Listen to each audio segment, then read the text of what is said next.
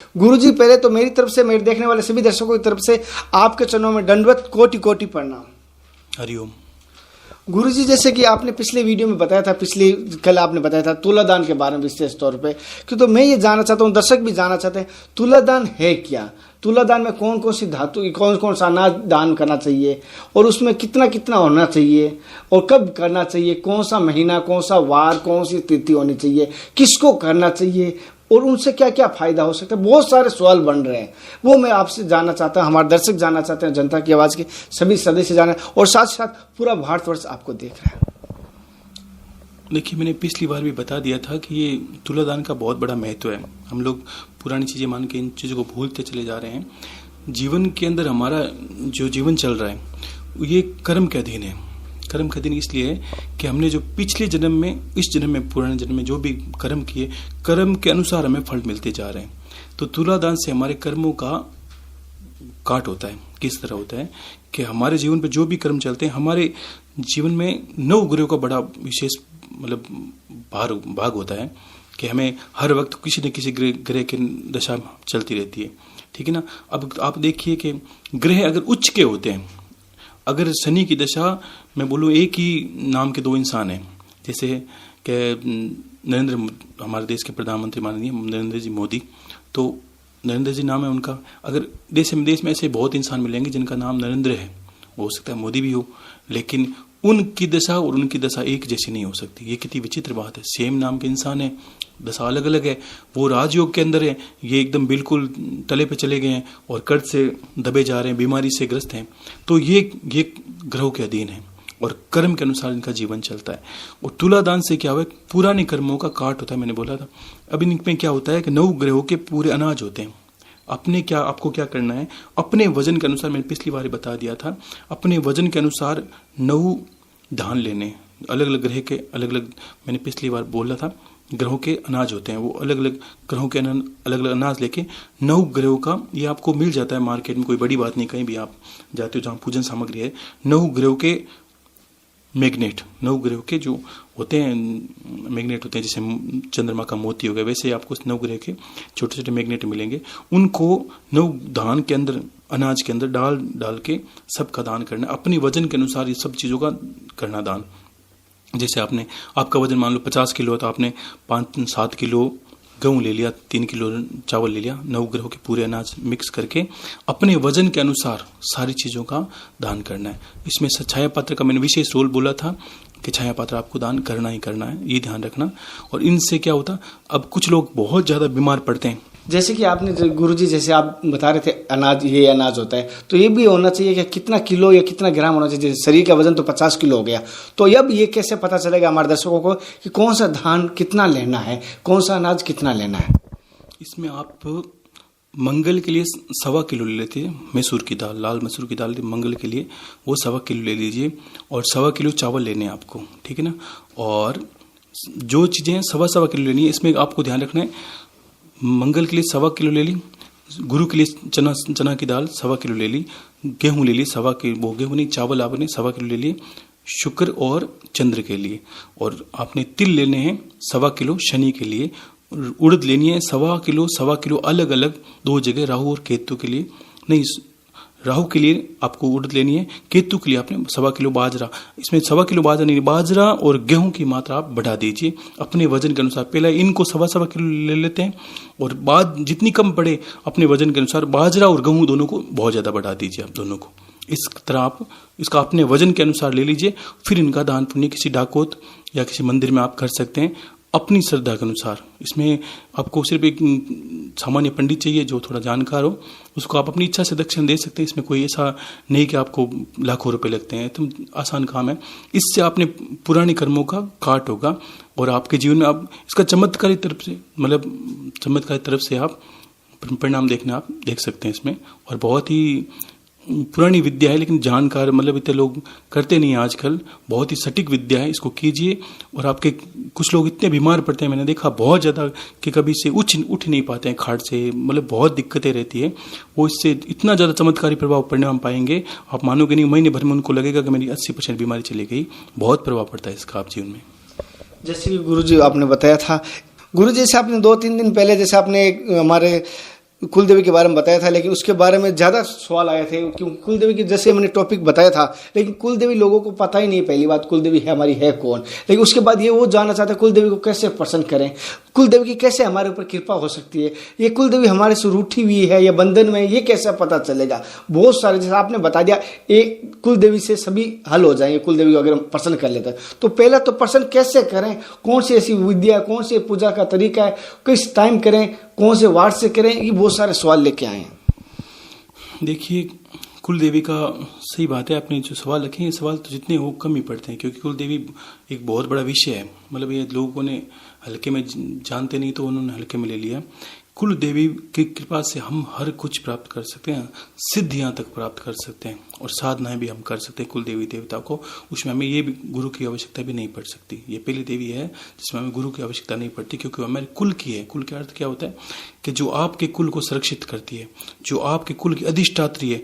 जैसे मैंने बोला था ना, हर वंश में किसी भी भगवान श्री राम के हर कोई वंश में उनकी कुल देवी होती है। कुल देवी का इतना बड़ा मतलब विस्तार है, वर्णन है कि आप इसको जितना प्रसन्न करोगे उतने घर में सुख शांति, पैसों की वृद्धि होगी, आपके वंश बढ़ेगा, आपके अंदर वो मतलब शक्तियां विराजमान होगी घर के अंदर। आप सोच नहीं सकते। आप क्यों छोटे मोटे तंत्र के भरोसे सोचते हो किसने घर पे बांध दिया? बांध उनको कोई नहीं सकता। हमने उनको घर में रहने नहीं दिया, हमने उनको घर में आह्वान ही नहीं किया, हमने उनको घर पर बुलाया ही नहीं, तो फिर बंधने की बात कहाँ आई?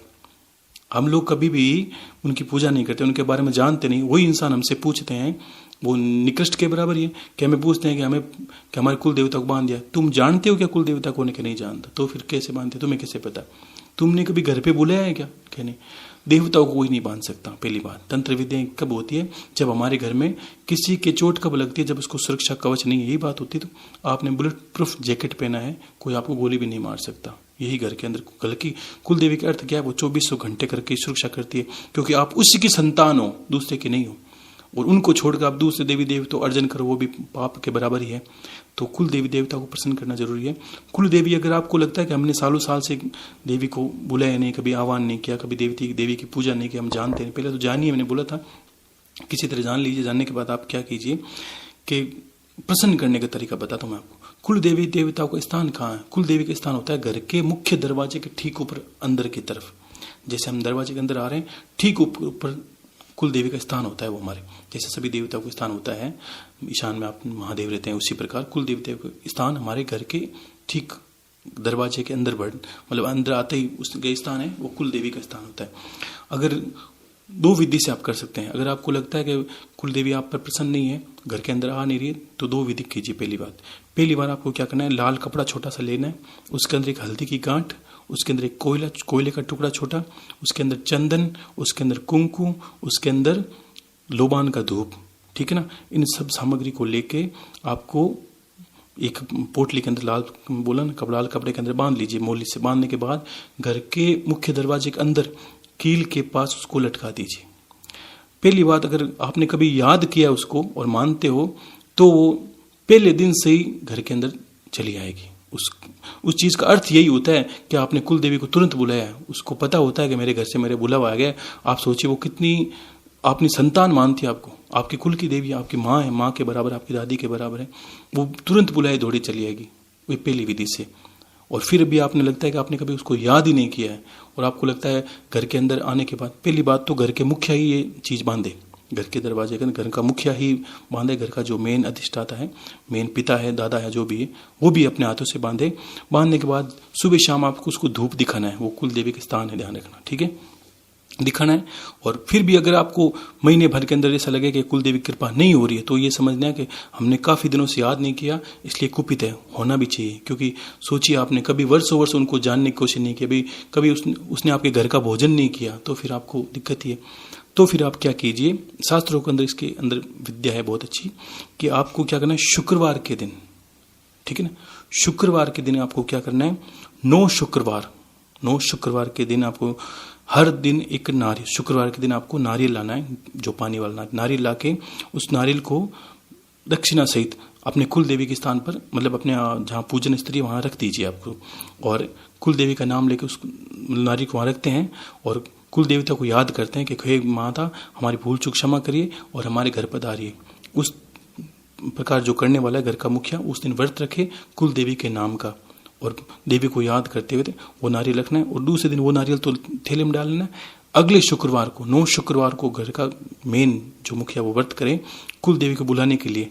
इस तरह 9 शुक्रवार को आप 9 नारियल इकट्ठा कर लेंगे और 5-10 मिनट शांति से आपको, देखो इसमें मंत्र भी होता है, लेकिन आपको मंत्र मूल्य जाना नहीं है, आप श्रद्धा से समर्पित कीजिए, एकदम देवी को श्रद्धा समर्पित कीजिए। हे माता, यही बोलना जो मैं बोल रहा हूँ, हे माँ, मैं दुष्ट हूँ, मैं पुत्र हूँ, लेकिन मैं भूल चुका हूँ आपको, मुझे क्षमा कीजिए, लेकिन मैं आपका पुत्र हूँ, आप तो माँ हैं।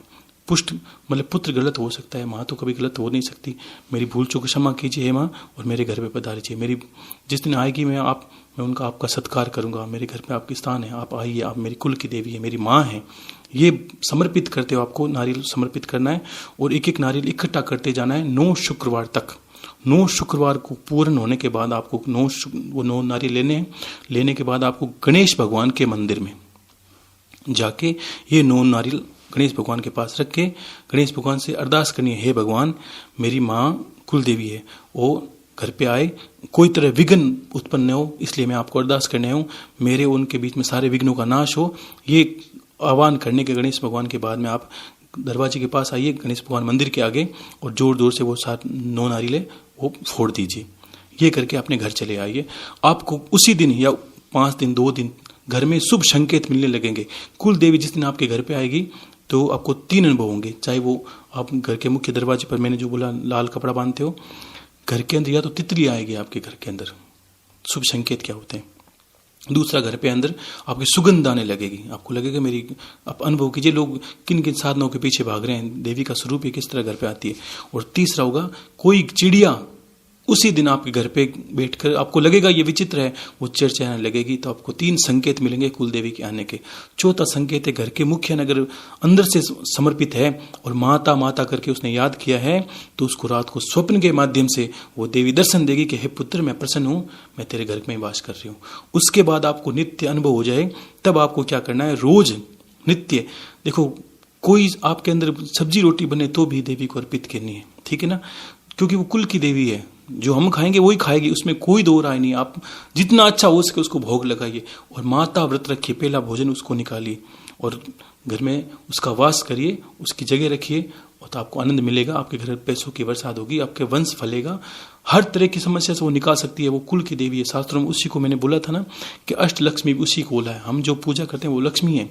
अष्ट लक्ष्मी में अलग अलग नाम से लक्ष्मी आएगी, जय लक्ष्मी आएगी, धान लक्ष्मी आएगी, धान्य लक्ष्मी आएगी, संतान लक्ष्मी आती है, गज लक्ष्मी आती है, इस तरह की अष्ट लक्ष्मी होती है। अगर कुल देवी को प्रसन्न करना है, उसकी लोग दुनिया भर की साधनाएं करते हैं, और कोई इंसान ये तो करके देखे, कुल देवी की साधना करनी है तो आपको अष्ट लक्ष्मी का स्तोत्र कुल देवी के मंदिर में आप रोज अगर पढ़ते हैं घर में बैठे, तो आप इतनों पैसों की बरसात होगी, आप सोचोगे। उसमें संतान लक्ष्मी भी आती है, गज लक्ष्मी, हर तरह में आप फूलोगे फलोगे, और देवी आप घर पे होगी। क्यों आप इधर उधर घूम रहे हो? देवी को ढूंढना नहीं जाना है, एक बार तो आपको माँ को प्रसन्न करना होगा, क्योंकि आपने वर्षों वर्ष उनको याद नहीं किया। उसकी जगह आप होते तो क्या करते? आपको घर वाले निकालते तो फिर आप जल्दी से प्रसन्न हो जाते, आपको भी मनाना पड़ता घर आने के लिए। यही आशीर्वाद है कि आप मनाएं और देवी को प्राप्त करें। जैसे कि गुरुजी आपने बताया था घर के अंदर की तरफ उनको माता जी विराजना है, तो जैसे कि घरों में देखा हूँ, किसी भी घरों में शहरों में जो घर का अंदर मेन गेट है उसके बाद अंदर आके वो जूते खोलते हैं, क्या उनको दोष लगेगा? जैसे कि अंदर जूते उसके अंदर से निकलेंगे, कोई भी घर का कोई भी गेस्ट या कोई भी मेहमान आएगा तो अंदर आएगा ही आएगा, तो उसको उस दूसरा ऑप्शन है, क्या ऑप्शन है उसकी जगह? नहीं, देखो घर के छत के आगे रखना है उसको। गेट के जब गेट होता है, गेट के ठीक ऊपर जैसे अंदर आते हैं, गेट के ठीक बीचों बीच स्थान में लोहे की कील लगा के उस डोरे को बांध दीजिए। आप जो कपड़ा रखा था, मैंने बोला सामग्री लेके, बांधने के तुरंत बाद अगर आपकी श्रद्धा होती तो पहले दिन ही चली आती है। उसमें ये संकेत तीनों पहले मिलेंगे। 3-4 दिन आपको संकेत नहीं मिलते हैं तो आप नारियल वाली विधि करेंगे। करने के बाद आपको ये संकेत 100% मिलेंगे। आपको जब देवी घर पे आएगी तब का तंत्र की कोई बात ही नहीं रहेगी। अब रही बात, आपने बोला था कि देवी आने के बाद संकेत मैंने बता दिए। अब आपने बोला कि जूते वाले, तो ये मैं कहना चाहता हूँ कि ये तो विषय ऐसा ही गलत है कि जूते चाहे कितने सोने की हो, जूतों का स्थान पैरों के अंदर ही होता है, और कपड़ा पगड़ी बांधने वाला चाहे 10 रुपये गमछा हो, उसका स्थान कंधे पर या सर पे ही होता है। तो उसको ये समझना चाहिए जूते घर के बाहर ही अच्छे लगते हैं।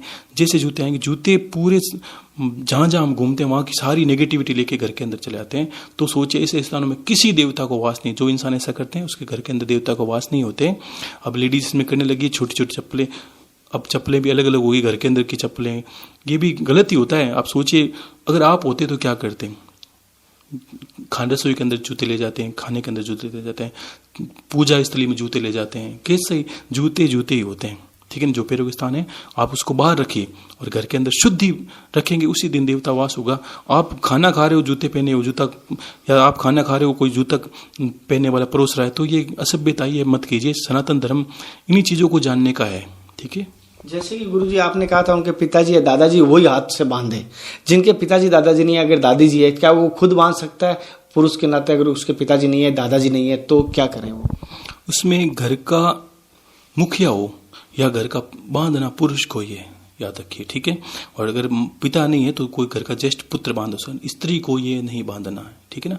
रोज भोजन प्रसाद सब कर सकते स्त्री, लेकिन आह्वान या व्रत भी जो नारियल का बोला था अगर करते हो तो भी घर का मेन मुखिया पुरुष ही करेगा, स्त्री को ये नहीं करना, क्योंकि घर का अधिकारी होगा वो बोलेगा। अब किसने बच्चे ने बोलेगा वो मानेगी नहीं, घर का मेन मुखिया होगा, उसी ने वही क्षमा मांगेगा, हे माँ मैं पूरे परिवार की तरफ से तेरे क्षमा मांगता हूँ, तू मेरी माँ है, तभी वो घर पे आएगी आपकी। गुरुजी जैसे लास्ट में हमारे सभी दर्शक देख रहे हैं, उनको कल्याण के लिए आप क्या कहना चाहोगे और साथ साथ उनको आशीर्वाद के रूप में क्या कहना चाहोगे? और ऐसा कोई उनको बताइए जो उनकी मनोकामना, उनकी इच्छा पूर्ण हो सकती है, ऐसा कोई रास्ता? देखो मैंने इतना बड़ा पिटारा खोल दिया है। जब आपने पूछा था, आप एक पूछते मैं 100 बताता हूँ। इसका कारण क्या है कि लोगों को पता नहीं है, छोटी छोटी चीज़ें लोग पूछते हैं तो हम सोचते हैं कि ज़्यादा से ज़्यादा लोग ज्ञान को जाने। आपने गौर नहीं किया, आप एक पूछते हो मैं 100 बताता हूँ। इसका कारण क्या है, मुझे पता है कि वो क्या सवाल करेंगे आगे वाला और कहाँ जाके अटकेंगे, इसलिए मैंने पहले ही बता देता हूँ, यहाँ फंसोगे आप, यहाँ फंसोगे। आपको बस निकलते जाना है। गुरु का अर्थ क्या है? गुरु को आप बोलते हो चेहरा नहीं दिखाते हो, ये शब्द सुनिए। गुरु को आप सिर्फ पकड़िए, अंगुली पकड़ के उसके पीछे चलते जाइए। गुरुदेव आपने बोला है तो सत्य है, तो आपका काम होगा। अब संशय करोगे, गुरु को करके देख लूंगा, गुरु को इस्तेमाल करो, विश्वास करने वाली बात नहीं। आपको बस सिर्फ विश्वास करना है, अंधा होके चलना है कि मैंने चलाया, गुरु ने बोला है दर्शन होंगे तो दर्शन देने ही पड़ेंगे महादेव को भी, चाहे महादेव ही क्यों ना हो, आपके सामने आके खड़े हो जाएंगे, हाँ बेटा तेरी भक्ति गुरु के अंदर है, मैं तेरे को दर्शन देता हूँ। आपकी भक्ति नहीं, श्रद्धा नहीं, कुछ करके नहीं देखना। और मैंने ये कुलदेवी का बहुत बड़ा विषय बताया, सब चीजें प्राप्त कर सकते हो। हर विषय जो मैंने बताया उसको आप करके देखो, ये मत करो, उसको कर लो और जीवन धन्य कर लो। ये मेरा आशीर्वाद है। ज्यादा से ज्यादा आप फूलो फलो और आप धर्म को समझिए और घर पे कर सकते हो, कहीं जाने की जरूरत नहीं। आप, मैंने ये विषय बताने का कारण यही था कि आप, दुनिया क्या उलझ चुकी है, उलझे इंसान को लोग ठगते हैं। शास्त्रों में कहते हैं रोगी ठगीजे का भोगी ठगीजे। भोगी मतलब जो भोगता है, बार बार कहीं इस गुरु के पास चलाऊं, कहीं इसके संत के पास चलाऊं, मुझे कुछ मिल जाए, वो भोगी हो गया, वो ठगा जाएगा। और रोगी, उसको पता है इस अस्पताल में इलाज हो जाएगा, ये डॉक्टर मेरा कुछ कर देगा, तो बीमार ठगने के लिए। यही तो समाज के अंदर भ्रांति। इसी को रोकने के लिए हमने बताया था कि हम कोशिश करते हैं ज़्यादा से ज़्यादा आपको बताया जाए, ताकि आपके मार्फत लोगों को कल्याण हो, तभी अच्छा है। हम आपको भी आशीर्वाद देते हैं कि आप इतना अच्छा काम कर रहे हैं, और साथ में सभी को जो गुरु स्वरूप में किसी भी ईश्वर को, चाहे हमें मानो चाहे किसी मानो, कोई फर्क नहीं पड़ता। हमें मानते हो तो हमारी वाणी आपके साथ है, ईश्वर को मानते हो ईश्वर की वाणी आपके साथ है, ठीक है ना। सत्ता एक अंदर लीन होती है। आप तत्व को समझिए, देवताओं को आपने देखा नहीं है, ठीक है ना, तो उनको मानिए। मानने का विषय तो मानने का काम कीजिए, बस वाणी आपको याद है, और ज्यादा आपको क्या चाहिए। यही आशीर्वाद आपके साथ है। ढेर ढेर शुभकामनाएं आपको।